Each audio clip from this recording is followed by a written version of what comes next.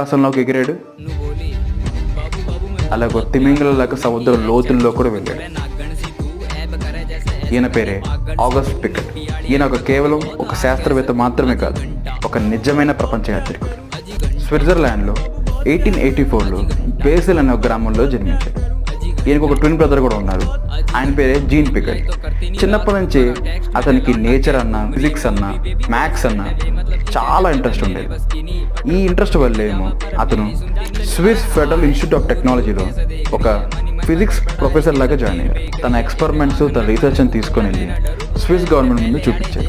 ఇది నేను చేసిన రీసెర్చ్, నేను ఆకాశపు అంచుల్లోకి వెళ్ళాలనుకుంటున్నాను, కాబట్టి నాకు మీ సహాయం కావాలని వాళ్ళని అడగడం జరిగింది.